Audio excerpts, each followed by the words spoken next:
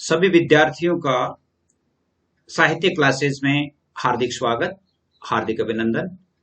प्रिय विद्यार्थियों, आज हम साहित्य क्लासेस की कक्षा के अंतर्गत कक्षा 12th के हिंदी अनिवार्य, जिसके अंतर्गत आपकी पुस्तक है आरोह भाग 2, जिसका अध्ययन हम करेंगे। काव्य खंड का अध्ययन कर रहे हैं, जिसमें पाठ 2 पतंग, जो आपके पाठ है आलोक धनवा का लिखा हुआ कविता है। इस कविता का प्रथम भाग हमने पढ़ा, प्रथम भाग के प्रश्नोत्तर भी पढ़े और इसके अलावा परीक्षा में आने वाले जो प्रश्न हैं उन प्रश्नों को भी हमने जाना। इसमें भी हम इसी प्रकार पढ़ेंगे जैसे नवीन पाठ्यक्रम के अनुसार है। बोर्ड परीक्षा में जो मुख्य प्रश्न आते हैं वो भी पढ़ेंगे और जो आपको होमवर्क दिया जाएगा उसकी विस्तृत व्याख्या भी, उत्तर सहित व्याख्या भी इस प्रश्न में मैं हल करवाऊंगा। आपको जो प्रश्न भेजे जाएंगे उन प्रश्नों के उत्तर आप अंत में देख सकेंगे, उनके उत्तर भी दिए हुए हैं। इसके साथ साथ आप सभी के लिए जो व्हाट्सएप ग्रुप बना हुआ है, बॉयज और गर्ल्स के लिए अलग अलग जो ग्रुप्स बने हुए हैं, उन ग्रुप्स के लिए भी आप अपने आप को रजिस्टर्ड करवा सकते हैं बिना किसी फीस के। किसी प्रकार का कोई शुल्क नहीं है, इसलिए आप अपने आप को रजिस्टर्ड करवाएं। आप अपना नाम अवश्य लिखें, लड़का हो चाहे लड़की हो, अपना नाम और पिता का नाम। इसके अलावा अपने गांव का या अपने जैसे विद्यालय का नाम लिख करके अपने शहर का या अपने जिले का नाम लिख करके सेंड करें और अपने सब्जेक्ट भी लिखें कि मुझे मेरे ऑप्शनल विषय ये हैं, हिंदी साहित्य है। और यानी आपको यहाँ पर जैसे 4-5 विषयों का अध्ययन करवाया जाएगा। जैसे हिंदी कंपलसरी तो है ही है, इसके साथ अंग्रेजी कंपलसरी भी है, राजनीति विज्ञान भी है, हिंदी साहित्य भी है। इन सभी का अध्ययन आपको संपूर्ण जो कंप्लीट जो पाठ्यक्रम है वो करवाया जाएगा। तो आप निश्चित रूप से मेरे साथ बने रहें और इस चैनल को आप सब्सक्राइब कर लें, ताकि जब भी वीडियो अपलोड होता है तो आपके पास उसका नोटिफिकेशन आ जाए और आप उस वीडियो को अच्छी तरह से देख लें। HW आपको दिया जाएगा और HW जो आपके किताब में जो प्रश्न दिए हुए हैं पीछे, उन सभी प्रश्नों का हल भी इसमें मैं आपको बताऊंगा बहुत ही सरल भाषा में, जिससे आपको याद भी हो जाएंगे और परीक्षा के समय भी आप उनका दोहरान कर सकेंगे। तो आइए देखते हैं, इससे पहले अपन ने क्या क्या देखा था। यानी इसमें अपन ने पहले क्या देखा था कि इसके जो पहला भाग है, प्रथम भाग है, प्रथम भाग में हमने क्या देखा कि कवि जो है वो उड़ती हुई पतंग के बारे में बताते हैं। उसका आलोक धनवा का परिचय देखा। परिचय के पश्चात हमने इस पतंग कविता का केंद्रीय भाव जाना। केंद्रीय भाव जानने के पश्चात हमने देखा कि कवि है वो पतंग के बारे में क्या बताते हैं। पतंग जब आकाश में उड़ती है तो बच्चों की खुशी का ठिकाना नहीं रहता है। आप सभी की है, जैसे एनसीईआरटी और आरबीएसई सभी के पाठ्यक्रम में है ये। तो आप यानी ऑल इंडिया के विद्यार्थी जो है वो इस अध्ययन का आनंद लाभ प्राप्त कर सकते हैं। तो आइए अपन दूसरा भाग देखते हैं इसका और उनकी व्याख्या करके देखते हैं। देखिए, जो पहला भाग था उसके बाद दूसरी जो व्याख्या है, यानी जहां से शुरू होती है व्याख्या, जब हम करते हैं तो हमें 3 बातों का ध्यान रखना होता है। एक तो प्रसंग का ध्यान रखना होता है, दूसरा हम व्याख्या करते हैं और तीसरा उनमें विशेष होता है। ये जब तीनों चीज याद होती है तो वह व्याख्या एकदम सही और सटीक होती है, उसमें किसी प्रकार के अंक कटने के कोई चांस नहीं रहते हैं। अब देखिए, इसमें सबसे पहले अपन पढ़ के देखते हैं इसको कि पतंग के बारे में आगे क्या कहते हैं। कवि कहते हैं कि दुनिया का सबसे पतला कागज उड़ सके, बांस की सबसे पतली कमानी उड़ सके, कि शुरू हो सके सीटियों, किलकारियों और तितलियों की इतनी नाजुक दुनिया। जन्म से ही वे अपने साथ लाते हैं कपास, पृथ्वी घूमती हुई आती है उनके बेचैन पैरों के पास। जब वे दौड़ते हैं बेसुध छतों को भी नरम बनाते हुए, दिशाओं को मृदंग की तरह बजाते हुए। जब वे पेंग भरते हुए चले आते हैं डाल की तरह लचीले वेग से।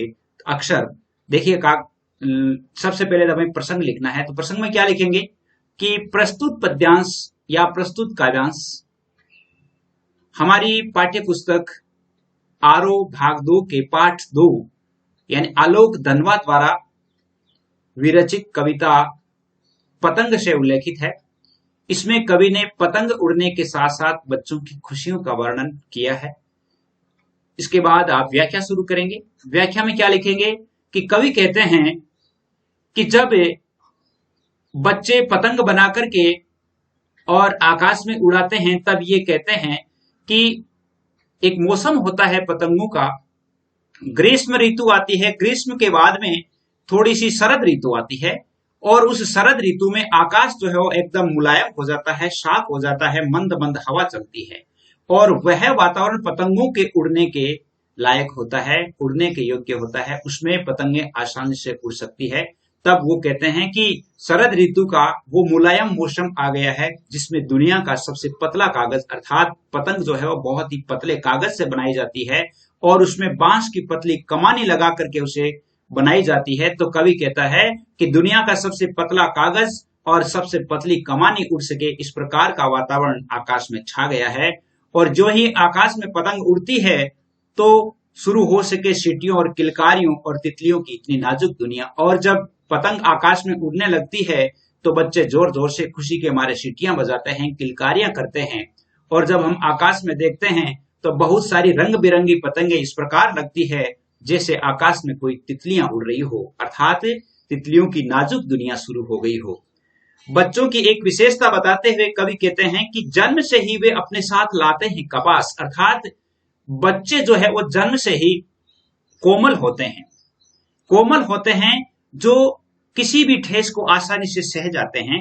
तो जन्म से ही वे कपास की तरह कोमल होते हैं, और कोमल होने के साथ साथ उनके पैरों में इतनी फुर्ती होती है कि पृथ्वी भी स्वयं घूमती हुई उनके पास आती है, पृथ्वी घूमती हुई आती है उनके बेचैन पैरों के पास, अर्थात उनके फुर्तीले पैरों के पास पृथ्वी भी स्वयं उनके पास आती है। और क्या होता है, बच्चे संपूर्ण पृथ्वी को नाप डालना चाहते हैं। और जब वे अपने फुर्तीले बेचैन पैरों से अपनी पतंग को खुशी से उड़ते हुए देखते हैं, तब क्या लगता है, जब वे दौड़ते हैं बेसुध छतों को भी नरम बनाते हुए, अर्थात वे अपनी पतंग की तरफ ध्यान करते हुए जब दौड़ते हैं तो छत भी उनके पैरों के लिए कोमल हो जाती है, नरम हो जाती है। अर्थात जिस प्रकार एक कोमल आंगन पर या कोमल सैया पर जिस प्रकार उछल कूद करते हैं, वैसी ही उछल कूद वे कठोर छतों पर भी करते हैं, दिशाओं को मृदंग की तरह बजाते हुए। और उनके पैरों से छतों पर चलने पर या छतों पर उछल कूद करने पर उनके पैरों से जो आवाज आती है, तो ऐसा लगता है जैसे कोई दिशाओं में मृदंग बज रहे हो। और जब वे पेंग भरते हुए चले आते हैं, अर्थात जब वे दौड़ते हुए आते हैं, तो उनमें डालियों की तरह लचीलापन लगता है, अर्थात वो लचीली डालियों की तरह इधर उधर लचकते हुए से प्रतीत होते हैं। यहां तक तो थी जैसे मान लो ये व्याख्या। अब इसमें हम देखते हैं कि कोई अलंकार हो या कोई विशेष बात हो। अब इसमें हमें विशेष बात है, तो विशेष बात में हमें क्या करना है। विशेष बात में एक तो सबसे पहले कवि ने पतंग और पतंग के साथ बच्चों की खुशी का वर्णन किया है। पहली बात हो गई, कवि ने पतंग और पतंग उड़ने के साथ ही बच्चों की खुशी का वर्णन किया है। दूसरी बात, बच्चों की कोमलता का सहज भाषा में वर्णन किया गया है। तीसरी बात, भाषा सरल और सुबोध है एवं खड़ी बोली का सुंदर प्रयोग हुआ है। चौथी बात, इसमें छंद अलंकार की आती है। जैसे ये लाइन है, जब वे दौड़ते हैं बेसुध छतों को भी नरम बनाते हुए, अर्थात छत जो होती है वो हमेशा कठोर ही होती है, लेकिन यहाँ पर इन्होंने एक विरोधाभास अलंकार का प्रयोग किया है। लेकिन बच्चे क्या है कि दौड़ते हैं तो वो छत है वो भी नरम हो जाती है, हालांकि वो होती तो वैसी है लेकिन नरम हो जाती है, यानी बच्चे जो है वो दौड़ते ही प्रतीत होते हैं। तो इस प्रकार हमने देखा, इस प्रकार आपको इसका सरलार्थ करना है। आगे इसके प्रश्न है, उन प्रश्नों को भी आपको इसी प्रकार हल करना है। अगला देखिए इसका भाग, अगले भाग में क्या लिखा है। अगले भाग में कवि लिखते हैं कि छतों के खतरनाक किनारों तक उस समय गिरने से बचाता है उन्हें सिर्फ उनके ही रोमांचित शरीर का संगीत। पतंगों की धड़कती ऊंचाइयां उन्हें थाम लेती है, महज एक धागे के सहारे पतंगों के साथ साथ वे भी उड़ रहे हैं अपने रंध्रों के सहारे। अगर वे कभी गिरते हैं छतों के खतरनाक किनारों से और बच जाते हैं, तब तो और भी निडर होकर सुनहले सूरज के सामने आते हैं। पृथ्वी और भी तेज घूमती हुई आती है उनके बेचैन पैरों के पास। कभी उसी प्रकार व्याख्या और विशेष और प्रसंग। प्रसंग में आपको वैसे ही लिखना है कि प्रस्तुत काव्यांश है वो आलोक तनवा द्वारा लिखित पतंग कविता से उद्धृत है। इसमें कवि ने बालकों द्वारा या बच्चों द्वारा जो पतंग उड़ाई जाती है, उससे पतंग के समय जो बच्चों को खुशी होती है उसका वर्णन निर्णय किया है। व्याख्या में हम क्या लिखेंगे कि छतों के किनारों तक, अर्थात कवि लिखते हैं, कवि कहते हैं कि जब बच्चे पतंग उड़ा रहे होते हैं तो वो तन और मन से पतंग के प्रति समर्पित होते हैं, उनका ध्यान पतंग पर और होता है और वो दौड़ते दौड़ते छतों के किनारे तक पहुंच जाते हैं। अपन आए दिन सुनते हैं कई बार कि बच्चे पतंग उड़ाते समय बच्चा गिर गया या उसे चोट आ गई। छतों के खतरनाक किनारों तक पहुंच जाते हैं और जब उन्हें तुरंत आभास होता है कि वो नीचे गिरेंगे तो उसी समय वे अपने उस रोमांचित शरीर के संगीत से, अर्थात अपने शरीर के बल से ही वे स्वयं को वापस दूसरे किनारे पर चले जाते हैं, अर्थात अपने आप को बचा लेते हैं। जब है अर्थात अकस्मात ही उन्हें आभास होता है कि मैं गिरूंगा, तभी वो एकदम बचा लेते हैं, क्योंकि उनमें चपलता होती है, फुर्तीलापन होता है और उनके शरीर में कोमलता होती है।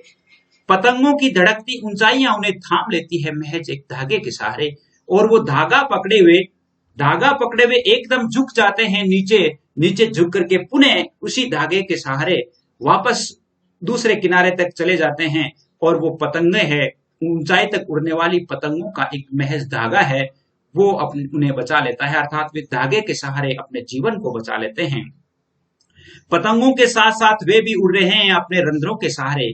जब पतंग उड़ रही होती है तो वे किसी प्रकार का ध्यान नहीं रखते हैं और ऐसा लगता है जैसे वे पतंग के साथ साथ वो भी उड़ रहे हैं।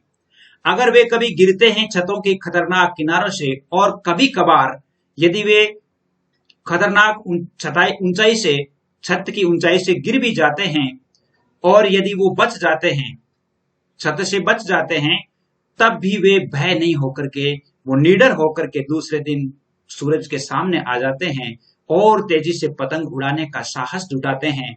और फिर पृथ्वी तेजी से घूमती हुई उनके बेचैन अर्थात अविराम गति से चलने वाले पैरों के पास आती है, उन्हें उत्साहित करती है और उन्हें प्रोत्साहित करती है पुनः पतंग उड़ाने के लिए।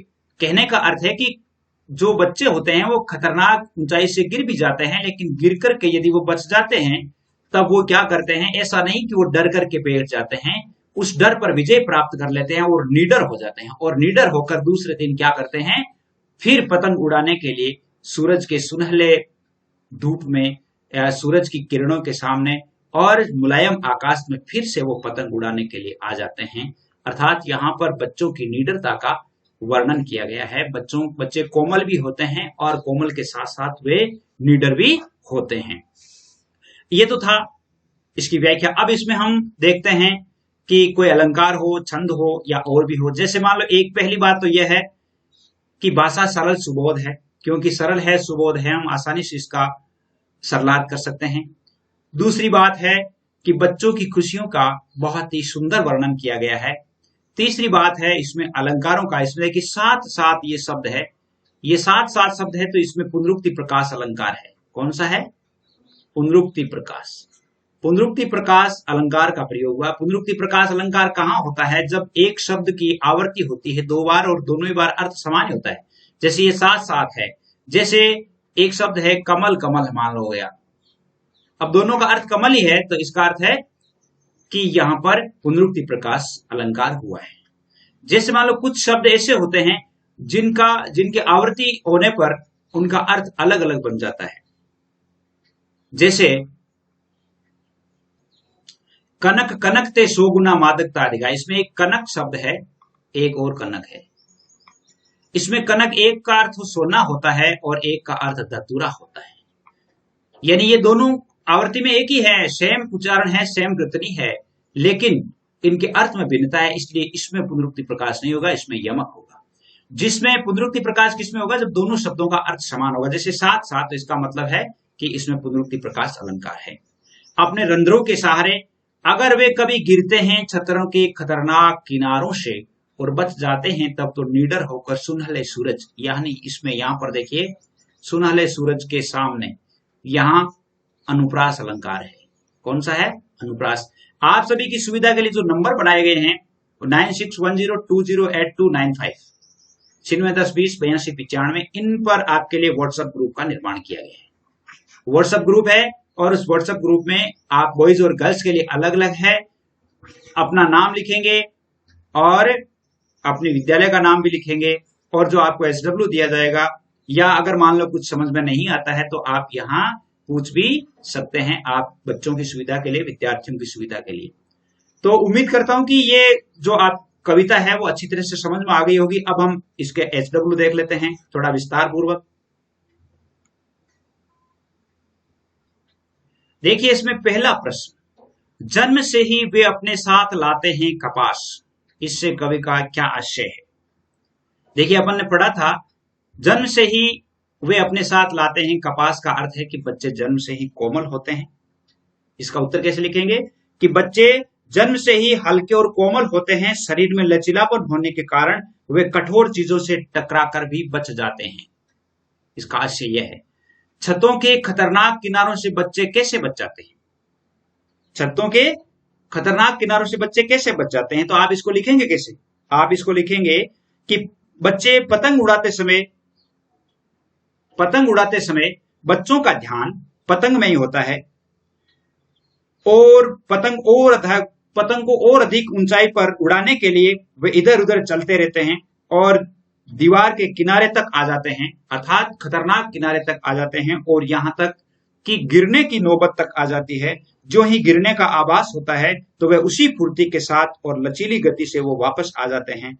जोश, मस्ती और फुर्ती के कारण वे अपने आप को बचा लेते हैं, क्योंकि उनमें फुर्ती होती है, फुर्तीलापन होता है। पतंग उड़ाते बच्चे खतरनाक छतों से गिरकर बच जाने पर क्या करते हैं? बहुत ही इंपॉर्टेंट प्रश्न है। बच्चे अगर खतरनाक किनारों से बच जाने पर और अधिक निडर हो जाते हैं। बच्चे यदि खतरनाक किनारों से गिरने से बच जाते हैं या गिरकर बच जाते हैं तो वो और अधिक निडर हो जाते हैं, और दूसरे ही दिन सुनहले सूरज के समक्ष पतंग उड़ाते हुए जीवन की खुशियों को बटोरते हैं। चौथा प्रश्न, कवि ने पतंग को सबसे हल्की, रंगीन, पतला कागज, पतली कमानी क्यों कहा है? कवि के अनुसार पतंग वह हल्का रंगीन कागज है जो बच्चों के लिए कुतूहल, जिज्ञासा और आकर्षण का भाव जगाता है। अर्थात पतंग को जब वे देखते हैं तो पतंग है वो उनके लिए बहुत आकर्षक लगती है, उन्हें कुतूहल लगता है, अर्थात बहुत ही अच्छी लगती है। और पतंग की इन्हीं खूबियों के कारण आकाश में अधिक ऊंचाई तक वो उड़ पाती है। इसलिए इन्होंने पतंग को, यानी पतंग के हल्की होने के कारण पतली कमानी के सहारे ही वो उड़ पाती है। कवि ने पतंग के लिए तितलियों की नाजुक दुनिया क्यों कहा है? इसका उत्तर आप ऐसे लिखेंगे कि जब पतंगे आकाश में उड़ती है तो ऐसा लगता है मानो आकाश में रंग बिरंगी तितलियां उड़ रही हो।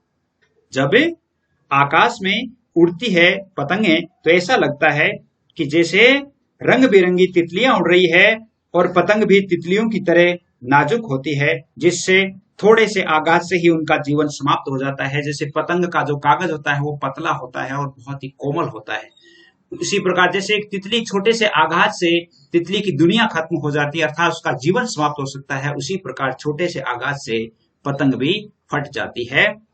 इसीलिए उस मनोरम दृश्य को देख करके कवि ने तितलियों की नाजुक दुनिया कहा है। पतंगों के साथ साथ वे भी उड़ रहे हैं। पतंगों के साथ साथ कौन उड़ रहे हैं? पतंगों के साथ साथ बच्चे स्वयं उड़ रहे हैं। ऐसा क्यों कहा है? ऐसा इसलिए कहा है कि जब पतंग आकाश में उड़ रही होती है तो बच्चा बहुत आनंदित होकर के और पतंग की हरकतों के साथ साथ समर्पित भाव से चलता रहता है। वह पतंग की गतिविधियों के साथ साथ अपने आप को चलता रहता है, और तभी वह छत के खतरनाक किनारों तक भी पहुंच जाता है। और इसलिए कवि ने बच्चों को भी पतंग के सहारे उड़ते हुए कहा है। पतंग जो है उड़ती हुई पतंग बताया है। तो ये गृह कार्य आपको जो दिया जाएगा, इस गृह कार्य का उत्तर भी मैंने आपको बता दिए हैं, और आपकी सुविधा के लिए आपको पता ही है 9610208295, इन पे आप अपने आप को रजिस्टर करवाएं और इस चैनल को आप सब्सक्राइब कर लें, ताकि आपके लिए और अधिक वीडियोज है वो हर विषय का वीडियो है वो आपको प्राप्त हो सके। आज के लिए बस इतना ही। अगला पाठ आने तक जय हिंद, जय भारत।